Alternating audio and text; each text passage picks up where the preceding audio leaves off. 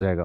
और मेरे प्यारे बच्चों, मैंने आपको हमेशा ये बात कही है कि सिलेक्शन की मैं 100% गारंटी लेता हूं।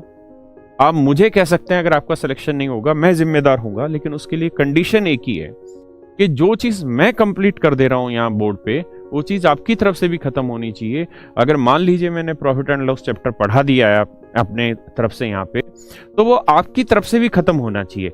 जितने सोर्सेज आपके पास अवेलेबल है कंटेंट के, चाहे 7300 वाली बुक है, अर्थमेटिक की बुक है, या किसी और राइटर की ABCD किसी की बुक है, या किसी नोट्स है, कुछ भी है, तो वो आपकी तरफ से भी कंप्लीट होने चाहिए, है ना। और मेरे बच्चों, आप उनको बीच बीच में रिवाइज करते रहें। जो जो क्वेश्चन आपको इंपॉर्टेंट लगता है, जिसमें कॉन्सेप्ट आपका सही से बन के तैयार होता है, उसको हाईलाइट करते रहें अपने नोट्स में। और जीवन में एक बात ध्यान रखना, खुद के हाथ से जो करोगे वही जीवन भर काम आना है। अपाहिज बनोगे, जो नोट्स हम प्रोवाइड कर रहे हैं उस नोट्स के ऊपर जिंदा रहोगे, वो काम बहुत ज्यादा नहीं आना। हम ऐसा प्रोवाइड कराते लेकिन उसका मजा नहीं आएगा लाइफ में। खुद बनाइए, हाईलाइटेड करिए उन पोर्शन को, क्योंकि जिस दिन आपका एग्जाम होगा, क्योंकि आप इंस्पेक्टर बनने की तैयारी कर रहे हैं, तो इंस्पेक्टर का जिस दिन एग्जाम होगा उससे 5 दिन पहले ये प्रोसेस होगा कि एक दिन आप मैथ के लिए निकालेंगे। मेरी बात समझ रहे हैं?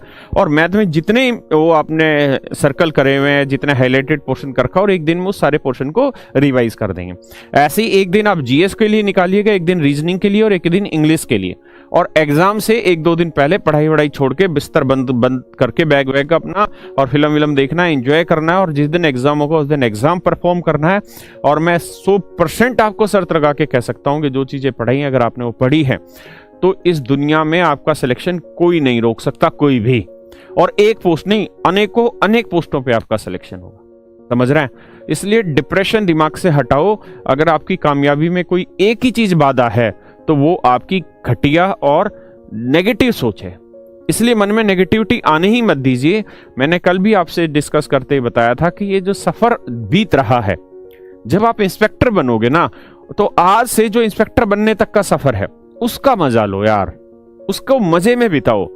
मैंने ये दुख आज भी झेलता हूं इस बात को कि मैंने अपने जीवन में, जब मुझे एंजॉय करना चाहिए था, उस जीवन में मैं पढ़ता रहा, और मैं आज मंजिल पे पाके, वो रोजी रोटी पाके, धन धान्य पाके भी उस चीज को आज भी तरसता हूं कि यार वो मौका मुझे दोबारा मिले।